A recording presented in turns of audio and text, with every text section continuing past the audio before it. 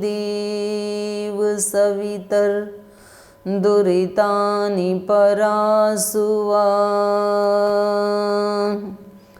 यद्भद्रं तन्न आसुवा। ॐ शान्ति शान्ति शान्तिः।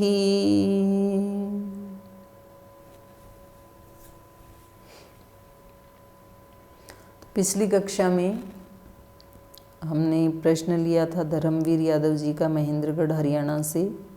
इनका एक अगला प्रश्न भी था कि जब ये ध्यान करते हैं तो सिर में चक्कर आता है, पैर में दर्द हो जाता है।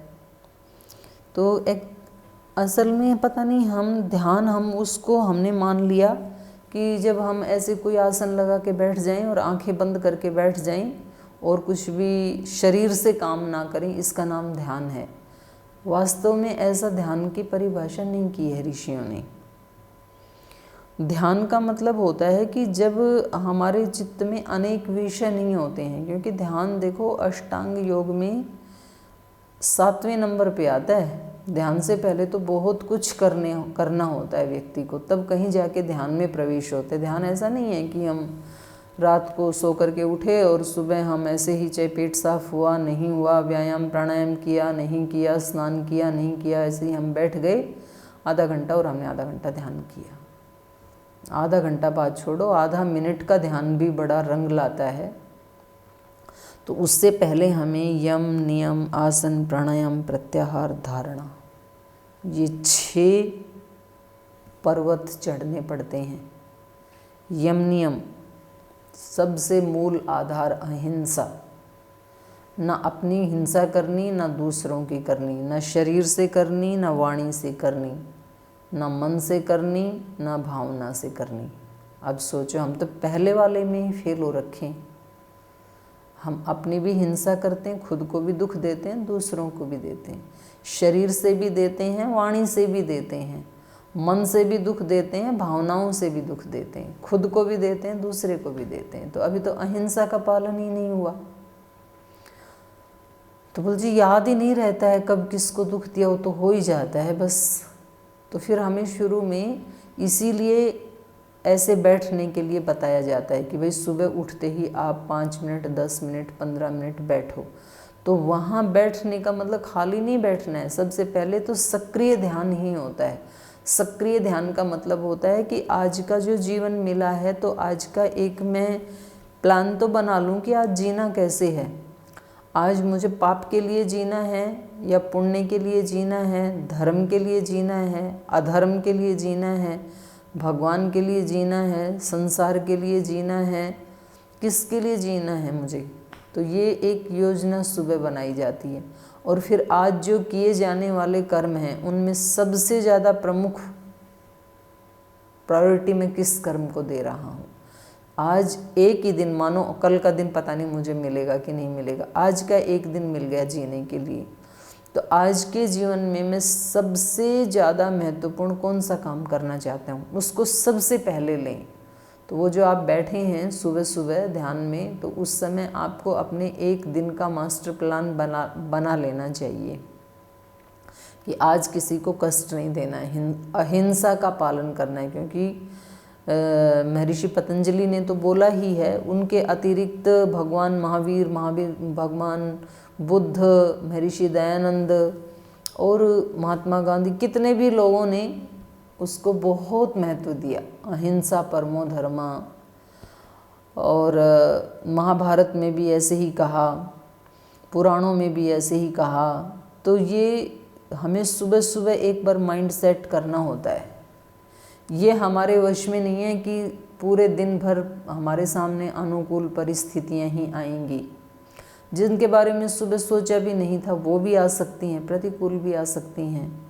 तो उसमें भी मैं पूरा प्रयास करूँगा कि मैं हिलूँ डुलूँ नहीं, ना अपने आप को कष्ट देना है। कई बार हम दूसरे के सामने तो नहीं बोलते हैं, वहाँ तो चुप हो जाते हैं, लेकिन खुद अंदर अंदर से दुखी होते रहते हैं। तो वो अपने आप की हिंसा है, उसी को आत्महिंसा कहा है।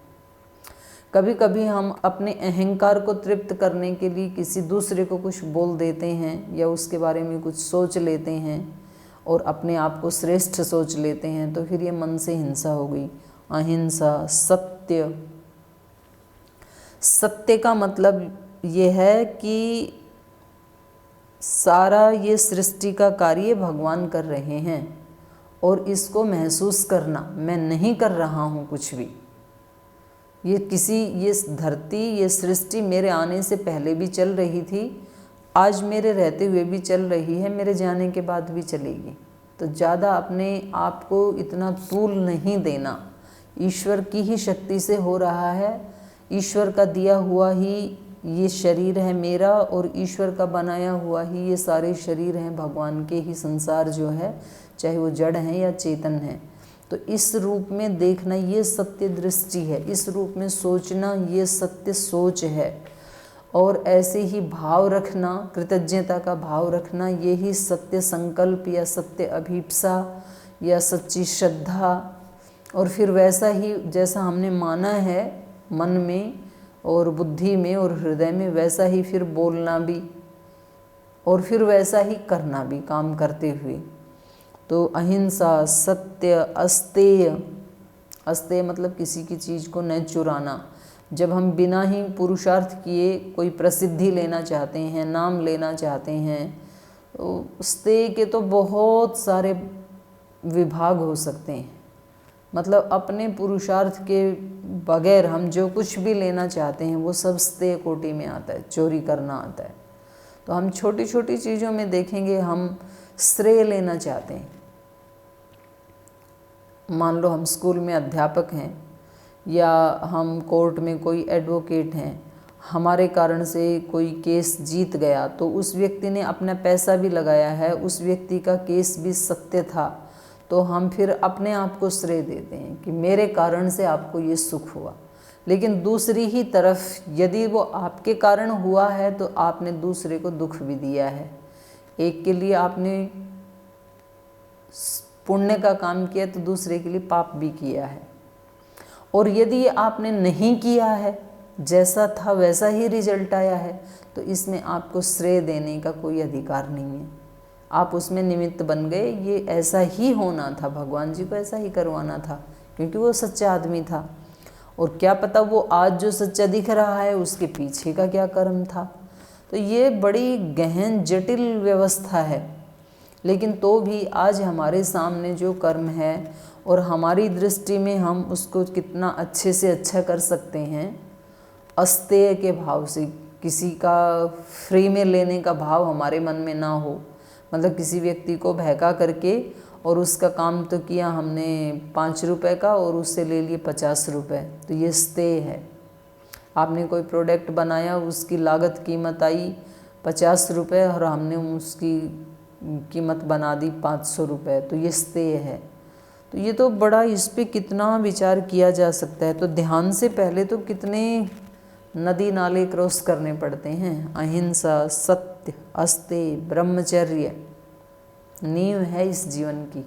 अगर ब्रह्मचर्य नहीं है, इंद्रियों का संयम नहीं है, तो कभी हम भूल करके ये सपने में भी ना सोचें कि हम आध्यात्मिक मार्ग पे हमें कुछ उपलब्धि हो जाएगी। केवल एक इंद्रिय का संयम नहीं, 10 की 10, 11 की 11 इंद्रियों का संयम, उसको ब्रह्मचारी कहते हैं, उसके अपने वश में हो। अहिंसा, सत्यस्तेय, ब्रह्मचर्य, अपरिग्रह। अपरिग्रह का मतलब है आवश्यकता से ज़्यादा वस्तुएं अपने पास नहीं रखना। और कभी कभी व्यक्ति वस्तुओं को तो ज़्यादा नहीं रखता है, लेकिन विचार बहुत ज़्यादा रख लेता है, जिन विचारों की अपने को ज़रूरत ही नहीं है। गले सड़े, नेगेटिव, बीमार, कैंसर हुआ है जिनको, ऐसे ऐसे विचार हम अपने मन में रखते हैं और वो अंदर अंदर से हमें बहुत परेशान करते रहते हैं। तो ये अपरिग्रह की स्थिति नहीं है, ये परिग्रह की है। परिग्रह माने पकड़ना, अपरिग्रह मतलब छोड़ना। जो जा रहा है उसको जाने दो, अपने को थोड़ा सा आवश्यकता है, बस 2-4 विचारों की आवश्यकता है, 2-4 चीज़ों की, मतलब नितांत जो आवश्यकता है वो रखना। अब वो किसी के लिए ज़्यादा भी हो सकता है, वो हर व्यक्ति के लिए अलग अलग है। किसी व्यक्ति को कोई बड़ा काम करना है तो उसके लिए बहुत ज़्यादा चीज़ें भी अपरिग्रह में ही आएंगी। किसी व्यक्ति को काम ही, उसके जीवन का उद्देश्य बहुत छोटा सा है तो उसके लिए तो बहुत थोड़ी सी चीज़ें अपरिग्रह में आ जाएंगी। तो हम इनको कहते हैं यम, 5 यम।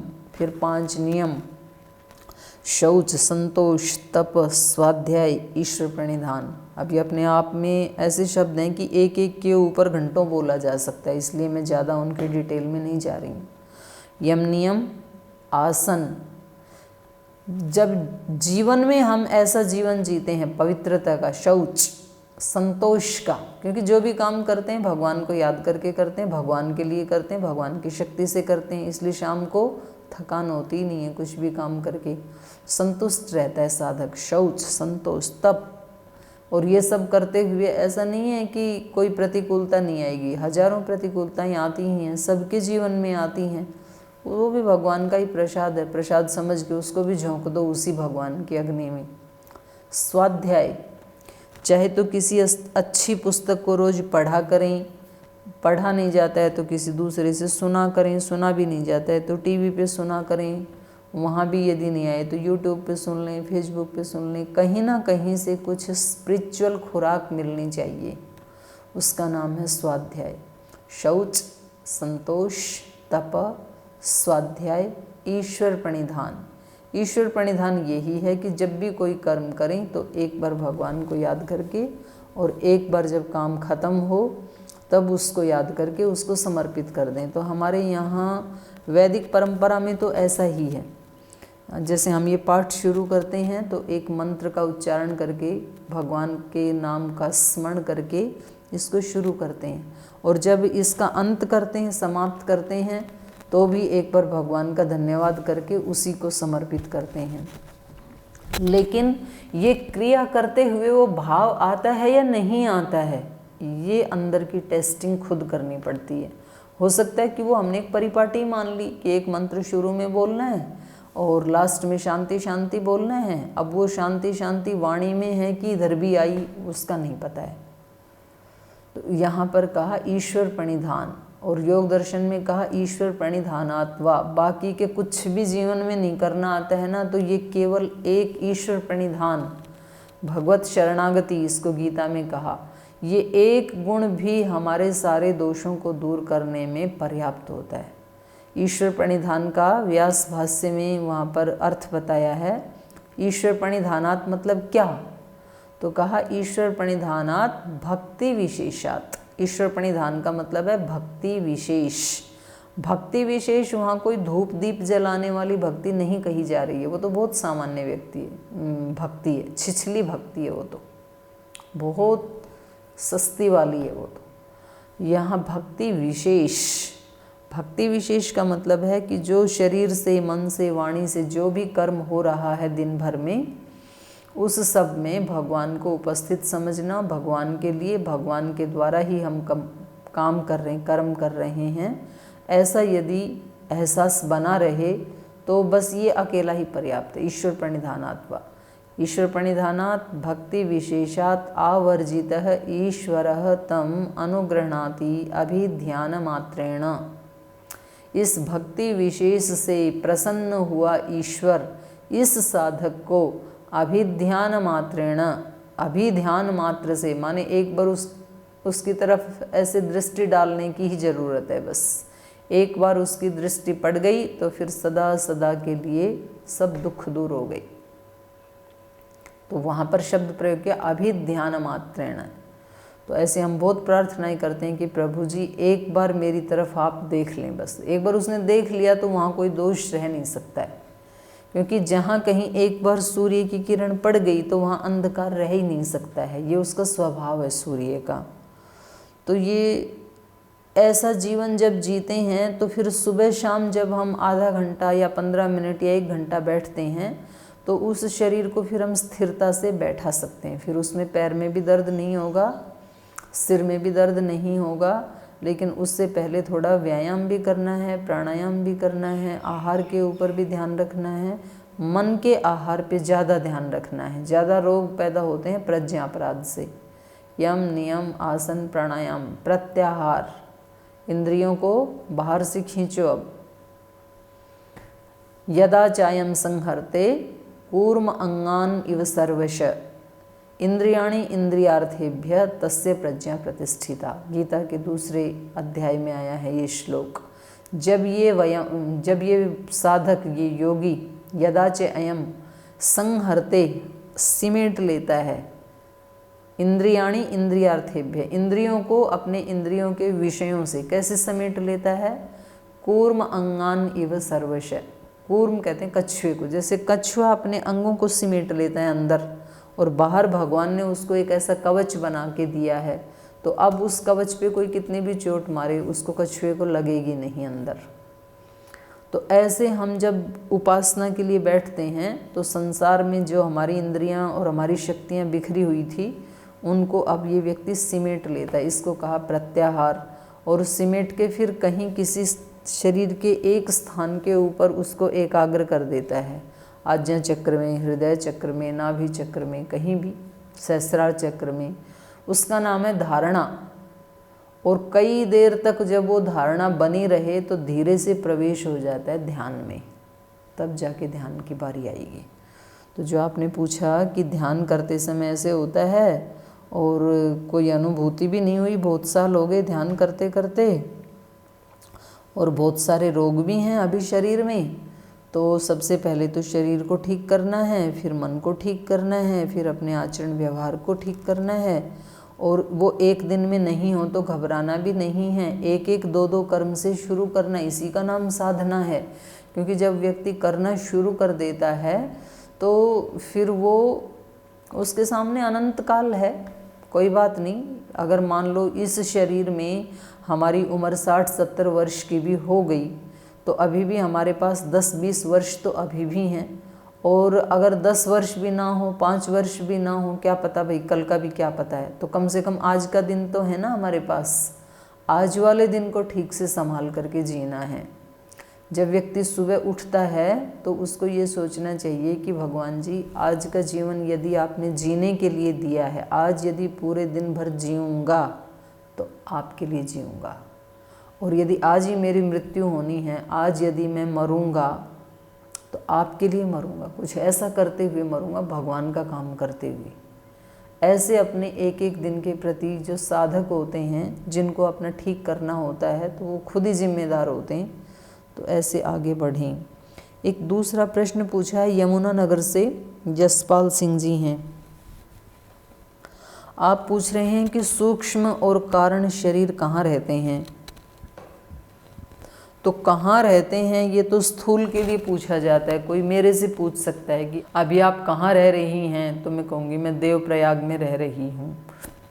मैं मतलब ये शरीर, और ये शरीर भी स्त्रीलिंग में बोल रही हूँ, मैं आत्मा के लिए नहीं कह रही हूँ। ये पुस्तक कहाँ रखी है ऐसे कहेंगे तो ये कहेंगे मेरे हाथ में है ये, क्योंकि इसका एक आकार है। तो कहाँ रहता है ये स्थूल चीज़ के लिए, मूर्तिमान चीज़ के लिए ये प्रश्न होता है। शरीर में आँखें कहाँ हैं तो पता लगा माथे के नीचे हैं आँखें। शरीर में कान कहाँ हैं तो पता लगा कि इधर सिर के साइड में है कान, क्योंकि ये स्थूल चीज़ें हैं। उंगलियाँ कहाँ हैं तो पता लगा हाथ के ऊपर हैं ये उंगलियाँ, और पैर के ऊपर भी हैं। स्थूल चीज़ के लिए हम ऐसे पूछ सकते हैं, लेकिन आप तो खुद ही कह रहे हैं सूक्ष्म। तो सूक्ष्म है उसको हम कैसे बताएंगे कि वो कहाँ रहता है।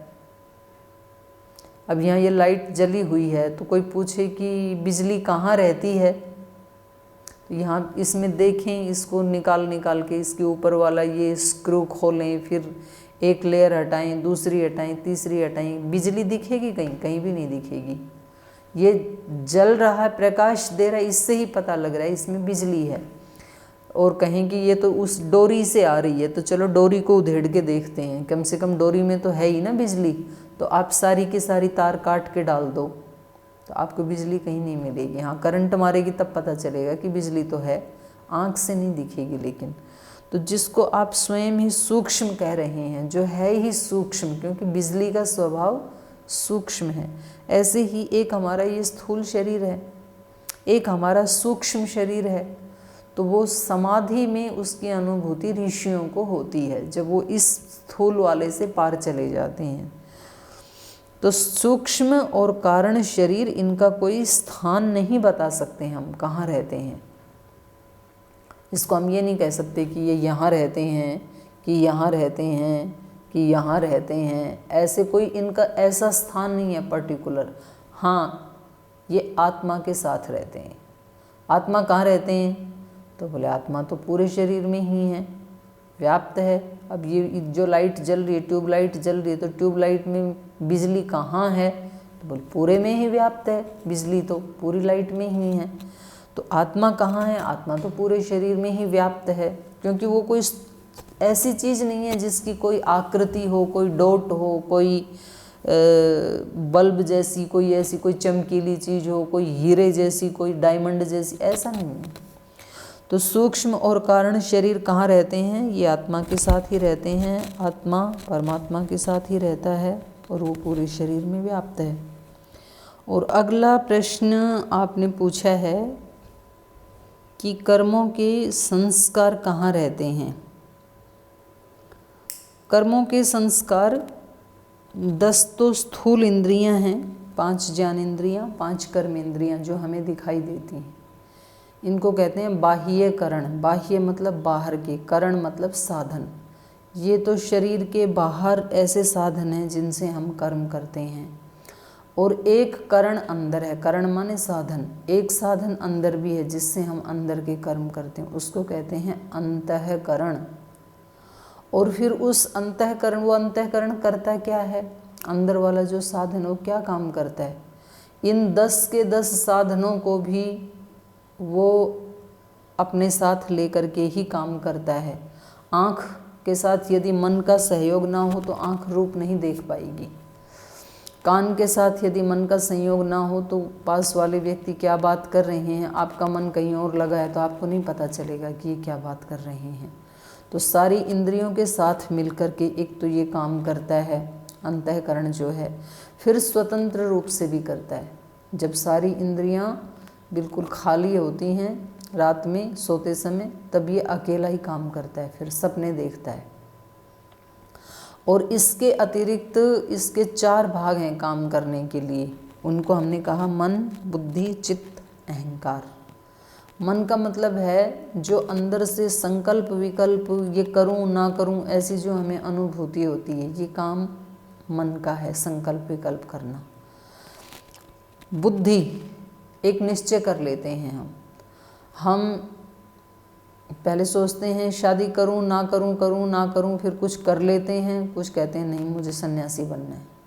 ये जो एक निर्णय हो गया 2 में से, ये बुद्धि का काम है, एक निश्चय करना। तो ये हमेशा करते हैं हम। खाना खाते हैं तो हमें लगता है कि एक रोटी और खाऊं कि नहीं खाऊं, फिर अंदर से आता है कि नहीं पेट भर गया बस मत खाओ। ये जो निर्णय लिया ये बुद्धि का काम है। मन, बुद्धि, चित्त। चित्त का मतलब है एक स्टोर रूम, स्टोरेज। ये जितने भी काम कर रहे हैं उनके जो संस्कार बन रहे हैं, जो हम विचार कर रहे हैं, जो भावनाएं उठ रही हैं हृदय में, और पीछे भी पता नहीं कितने अनंत अनंत कर्मों में हमने क्या क्या किया है, उस सब का जहाँ स्टोरेज है सूक्ष्म रूप में, उसका नाम है चित्त। तो बोल जो वो इतने अनंत काल का डेटा, और यहाँ कितना बड़ा होगा वो चित्त, कितनी हार्ड डिस्क होगी ये, इसका अंदाज़ा नहीं लगा सकते हैं। ये अनलिमिटेड पावर वाली है ये हार्ड डिस्क। और ये हार्ड डिस्क नहीं है, ये सॉफ्ट है। और उस सॉफ्ट में सब कुछ, बाहर की तो जो चीज़ें हैं वो किसी पेन ड्राइव में, किसी सीडी में या किसी कार्ड में हम इस तरह से स्टोर करते हैं। स्थूल चीज़ में उस सूक्ष्म का स्टोरेज होता है। लेकिन ये जो हमारे कर्मों के संस्कार हैं ये चित्त में, वो चित्त भी अपने आप में एक, उसको देखा नहीं जा सकता आँखों से, वो भी सूक्ष्म है और उससे भी सूक्ष्म संस्कार हैं। तो उस चित्त में ये संस्कार रहते हैं। और चौथा इसका काम है अहंकार। अहंकार मतलब अपनी आइडेंटिटी का एहसास।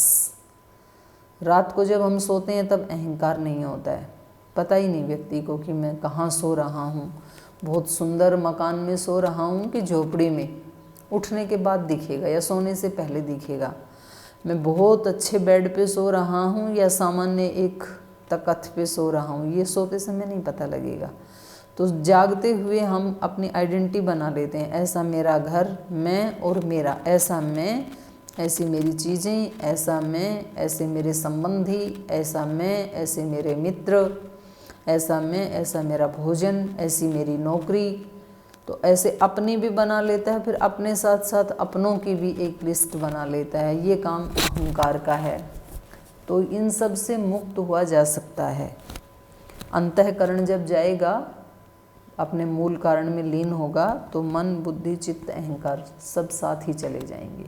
तो फिर विशुद्ध केवल आत्मा अपने स्वरूप में रह जाता है, उसी का नाम मोक्ष है। आगे के प्रश्न पूछे हैं केशव गर्ग जी ने।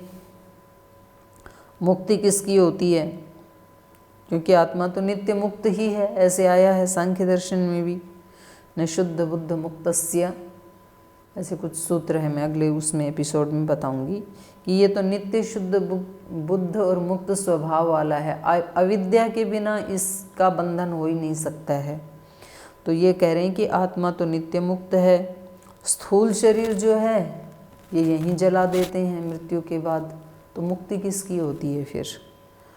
तो इसका और भी इनके 2-3 प्रश्न हैं, इनको फिर हम अगले एपिसोड में लेंगे। आज तो समय हो गया। भोपाल से भी भाई अभिलाष दीक्षित जी ने कुछ प्रश्न पूछे हैं प्रकृति, स्वभाव, आदत, संस्कार आदि के बारे में। तो ये जो शेष प्रश्न हैं इनको हम अगले एपिसोड में लेंगे। आज के पाठ को हम यहीं विराम देते हैं।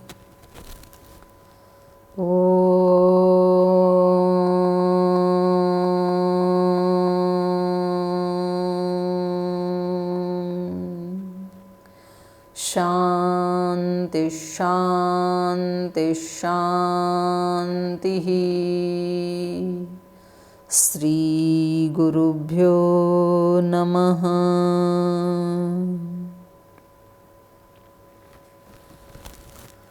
हरि के नाते से सब नाते, इससे सभी सुहाते।